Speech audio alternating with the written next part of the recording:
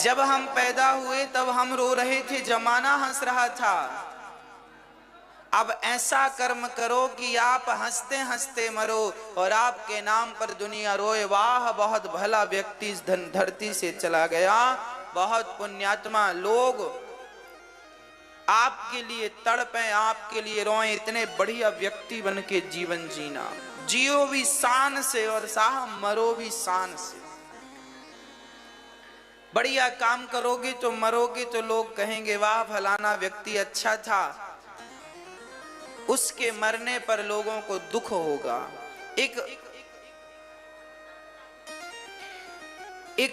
एक वैश्या थी। वो वैश्या, उसका घर बिल्कुल नुक्कड़ में था, तो गांव में कोई भी मरता था तो वो वैश्या तुरंत बाहर निकल के बोलती। अंदर कोई भी रहता तो बोलती जरा रुकना, मैं देख के आ रही हूं कि ये आदमी स्वर्ग जाएगा कि नरक जाएगा। तो वो बाहर आती और देखती शमशान जा रहे अर्थी जा रही थी, देख के बता देती कि ये स्वर्ग जाएगा, ये नरक जाएगा।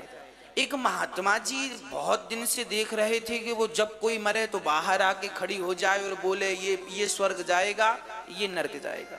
महात्मा जी बोले भगवान हम साधु हो के नहीं बता पाते कि स्वर्ग नरक कौन जाएगा, और ये वैश्या हो कि ये त्रिकालदर्शी है क्या। तो महात्मा जी वैश्या के पास गए। देवी राम राम। राम राम। कहो महात्मा जी। अरे देवी तुम ये बताओ, तुम अर्थी को देखकर कैसे पहचान लेती हो कि ये स्वर्ग जाएगा ये नरक जाएगा। वैश्या ने कहा बहुत सिंपल है। बोले जिसके मरने पर लोग रास्ते भर रोते जाते हों वो व्यक्ति निश्चित स्वर्ग जाएगा, और जिसके मरने पर पीछे वाले बातें करते जाते हों ये नरक जाएगा। पीछे वाले लोग बातें करते जाते मतलब उसके मरने का इन लोगों को कोई दुख, मतलब भला आदमी नहीं था तो दुख नहीं हुआ। आदमी आजकल ना चतुर है, मरने पर भी जाता है ना तो अपने काम की बात करता है। अर्थी के पीछे आगे के लोग तो बोलते रहते राम नाम सत्य, पीछे वाली बातें कैसा चल रहा है सब ठीक। इसको भी आज ही मरना था, संडे था, सब नाश कर दिया इसने, छुट्टी बिगाड़ दी हमारी। प्लान बनाए थे कि आज पिक्चर देखने जाएंगे पत्नी के संग, मर गए आज। अरे कल मर जाता तो सोमवार को छुट्टी मिल जाती बहाने से कि हमारे रिश्तेदार मर गया, संडे को ही मरा। अब लो भैया, वैश्या देख कर बता देती थी कि ये व्यक्ति स्वर्ग जाएगा या नरक जाएगा। अच्छा आपको क्या लगता है जब आप लोग मरोगे तो आपके लोग मरने पे आएंगे तो वो बातें करेंगे कि रोएंगे? आपको आपका भी निर्णय अभी कर लेते हैं।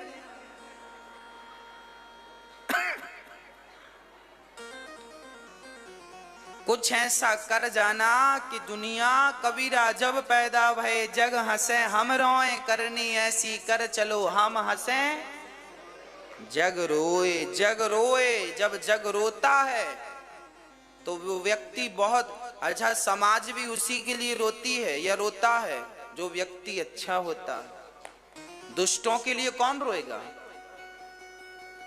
इसलिए भले बन के रहो, भलाई करो। पड़ोसी भी ये ना कहें कि ये व्यक्ति ठीक नहीं है। एक अच्छे पति बनो, एक अच्छे पुत्र बनो, एक अच्छे पड़ोसी बनो, एक अच्छे रिश्तेदार बनो, एक अच्छे व्यक्ति, एक अच्छा व्यक्तित्व हो आपका, हर प्रकार से आप अच्छे हो। एक अच्छे भक्त बनो, जहां हो जिस फील्ड में हो अच्छे बनो। ईमानदारी से लोग कहें भाई फला व्यक्ति बहुत बढ़िया है, ईमानदारी से रहता। बस क्या अच्छा करना है वो मर्जी आपकी है, पर मैं निवेदन करूंगा कि पूरी जिंदगी आपकी सोते सोते नहीं जानी चाहिए, पूरी जिंदगी रोते रोते नहीं जानी चाहिए। भगवत चिंतन करने से रोना मिटता है, भगवान का ध्यान करने से रोना, दुख सब कुछ मिट जाता है। इसलिए विदुर जी महाराज कहते हैं महाराज भगवान ये संसार में आए क्यों? तब कहा भगवान नारायण की नाभि से ब्रह्मा जी उत्पन्न हुए। ब्रह्मा जी से सनातन धर्म की स्थापना किसने की? सत्य सनातन धर्म कब से है? बोले जब से ये पृथ्वी है तब से सनातन धर्म है। सनातन मीन्स पुराना। हमारा धर्म क्या है? हमारे धर्म का नाम क्या है? बोलो, हमारे धर्म का नाम क्या है? बताओ। सनातन का अर्थ होता है पुराना। सनातन हमारा धर्म, सनातन मीन्स पुराना होता। हमारे धर्म का नाम सनातन नहीं है। सनातन तो पुराने को कहते हैं। ये व्यक्ति बहुत सनातन है, मतलब बहुत पुराना है। हमारे धर्म का नाम क्या है? हाँ? अरे कोई आपसे पूछेगा तो आप बता नहीं पाओगे। हमारे धर्म का नाम है सत्य। हमारे धर्म के नाम का क्या बोलते हैं? सत्य सनातन धर्म। सत्य सनातन। अच्छा, आप में से कोई बताए हमें कि सत्य कितना पुराना है? सत्य कितना पुराना है? मुस्लिम धर्म की स्थापना मोहम्मद साहब ने की। ईसाई धर्म की स्थापना ईसा मसीह ने की।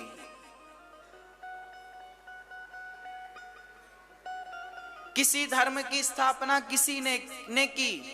हमारे सनातन सत्य सनातन धर्म की स्थापना किसने की? हमारे सत्य सनातन धर्म की स्थापना करने वाले स्वयं भगवान नारायण हैं। भगवान नारायण ने जब से सत्य है तब से सनातन धर्म है। सत्य सनातन धर्म है, क्योंकि हमारे धर्म का नाम ही सत्य सनातन। सत्य ही हमारा धर्म है। इसलिए गोस्वामी जी लिख रहे हैं, धर्म न दूसर सत्य समाना, आगम निगम पुराण बखाना, परहित सरिस धर्म नहीं भाई। सबसे बड़ा धर्म क्या है? सत्य बोलना। जो व्यक्ति सत्य बोलता हो, किसी भी देश में हो, जो सत्य बोलता हो, जो अहिंसा का पुजारी हो, जो हत्या ना करता हो, जो चींटी को भी ना मारता हो, जो चींटी को ना मारने का विचार रखता है, जो सत्य बोलने का भाव रखता है, जिसके हृदय में दया है, वह व्यक्ति हमारे सत्य सनातन धर्म का ही है। वो किसी भी दुनिया में हो, कैसा भी हो। हमारा वही है जिससे हमारे विचार मैच कर जाएं। हमारा वही है जिससे हमारे विचार मिल जाएं। और हमारे धर्म की स्थापना स्वयं भगवान नारायण के हृदय से सत्य निकलता है। इसलिए सत्य सनातन धर्म के अधिष्ठात्र स्वयं भगवान नारायण हैं। सत्य सनातन धर्म की स्थापना किसने की? जोर से बोलो। कोई आपसे प्रश्न कर दे तो क्या जवाब दोगे? हाँ, हमारे सनातन सत्य सनातन धर्म की स्थापना हमारे स्वयं भगवान नारायण ने की है। क्योंकि भगवान नारायण के हृदय से सत्य का जन्म हुआ, तो सत्य की स्थापना उन्होंने की। तो सत्य सनातन धर्म के अधिष्ठात्र स्वयं भगवान नारायण हैं। तो ये बहुत लोग ये क्वेश्चन करते हैं, प्रश्न करते हैं, लोगों को उसका जवाब भी नहीं पता था। अब पता हो गया आपको। भगवान नारायण की नाभि से हमारे सबसे प्राचीन, हमारे सबसे पुराने भगवान नारायण ही हैं। भगवान नारायण से विष्णु भगवान प्रकट हुए। आदि नारायण है ये। नारायण से भगवान विष्णु प्रकट हुए। नारायण की नाभि से ब्रह्मा जी प्रकट भये। फिर ब्रह्मा विष्णु और महेश। देखिए जरा, नारायण तो तीनों पर कंट्रोल करने वाले हैं। भगवान नारायण से ब्रह्मा हुए और विष्णु हुए, फिर ब्रह्मा जी से शंकर जी का प्राकट्य हुआ, उनकी भ्रकुटी से शिव, रोता हुआ बालक हुआ जिनका नाम हुआ रुद्र। तो वह एक ही तीन में डिवाइड हो गए। तीन, क्योंकि काम तीन करने थे ना। तो ब्रह्मा जी ने सृष्टि उत्पन्न की, विष्णु जी ने पालन किया और शंकर जी ने संहार किया। समझ रहे हैं बात? बहुत गंभीरता से समझिएगा। इन तीनों को कंट्रोल कौन करता है? ब्रह्मा विष्णु महेश को कंट्रोल कौन करता है? नारायण। तीनों को कंट्रोल कौन? भगवान नारायण। इसलिए अन्य कई पुराणों में आपको मिल जाएगा, पुराणों में ये लिखा है कि विष्णु जी स्तुति कर रहे हैं, शंकर जी स्तुति कर रहे हैं। अब आप कंफ्यूज हो जाएंगे कि विष्णु जी तो भगवान है, फिर वो किनकी स्तुति करेंगे? तो वो नारायण की स्तुति कर रहे हैं। वो किनकी स्तुति कर रहे हैं? भगवान नारायण से ब्रह्मा और विष्णु और ब्रह्मा जी से शिव उत्पन्न हुए। हम ये कह सकते हैं कि स्वयं भगवान नारायण ही ब्रह्मा बने, भगवान नारायण ही विष्णु बने और भगवान नारायण ही शिव बने। इन तीनों में रत्ती भर का अंतर नहीं है। जैसे भगवान नारायण राम बन के प्रकट भये, जैसे भगवान नारायण कृष्ण बनकर प्रकट भये, उसी प्रकार वही नारायण ब्रह्मा और विष्णु महेश बनकर के प्रकट हो गए। वही भगवान। हमारे सबसे, कोई आपसे कहे भगवान कौन है, तो नारायण।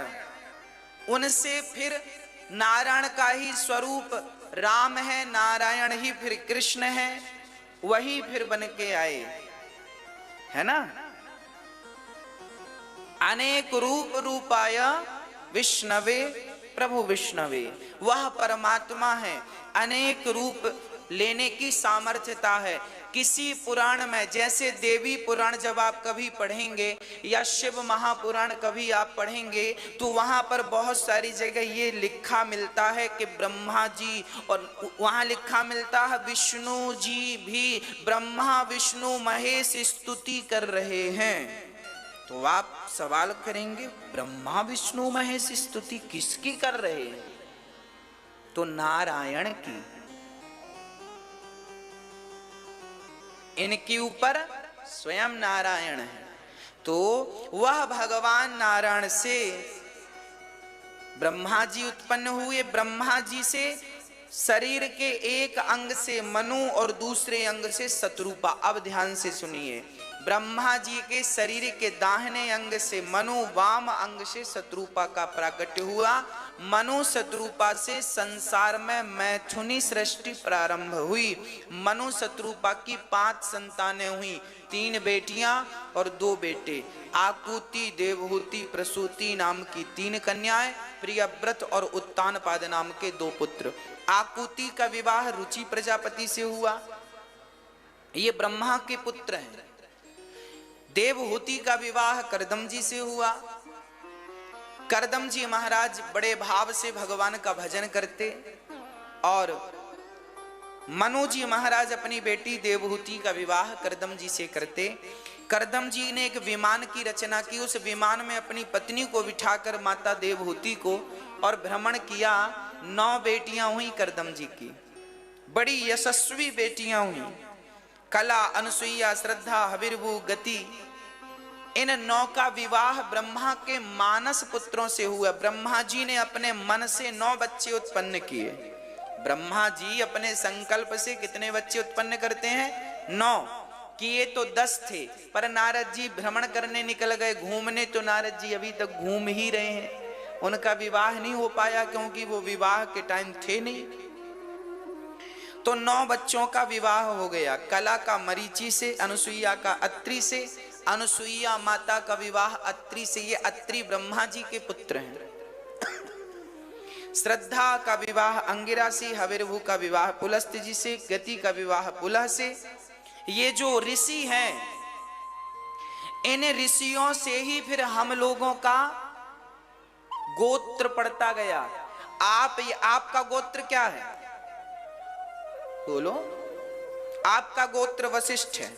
आपका गोत्र क्या है मेरी मां? भारद्वाज। भारद्वाज गोत्र है। आपका गोत्र क्या है? आपका गोत्र क्या है? कश्यप। हाँ जी, आपका गोत्र क्या है?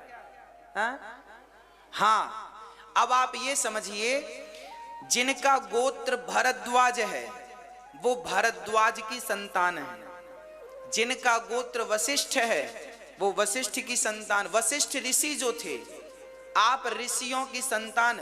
अब देखिए, मनु जी की करदम जी की 9 बेटियां हुई, 9 बेटियों का विवाह 9 ऋषियों से हुआ। तो ये 9 ऋषियों में से, अब सुनिएगा, किसी का गोत्र मरीचि है, किसी का गोत्र अत्रि है, किसी का अंगिरा गोत्र है, किसी का पुलस्त गोत्र है, किसी का पुलह गोत्र है, किसी का क्रतु गोत्र है, किसी का वशिष्ठ गोत्र है, किसी का अथर्वा गोत्र है, किसी का कुछ गोत्र है। ये गोत्र क्या है? ये हमारे ऋषियों के नाम से, उनके नाम से वो परंपरा चली आई। हमारा गोत्र है साइंडिल गोत्र है, साइंडिल गोत्र उत्पन्नो हम, हमारा गोत्र साइंडिल गोत्र है। तो हम साइंडिल ऋषि की संतान है, हमारा गोत्र साइंडिल है, तो हम उनकी संतान है। आपका भरद्वाज है तो आप भरद्वाज ऋषि की संतान है। आपका गोत्र कश्यप है, आप कश्यप ऋषि की आपका किसी का कर्णव गोत्र है तो वो कर्णव ऋषि की संतान है। मतलब आपका, हमारे भारत में 4 वर्ण हैं, ब्राह्मण क्षत्रिय वैश्य शूद्र, और चारों वर्णों में सबके गोत्र होते हैं, सबके ऋषि होते हैं। इसका अर्थ ये है कि हम भारतीय लोग, सत्य सनातन धर्म के लोग, हम ऐसे ही नहीं हैं कि काट पीट के बना दिए गए। हम ऋषि मुनियों की संतान हैं, अनादि हैं हम, हमारे इतिहास है ये। हमारे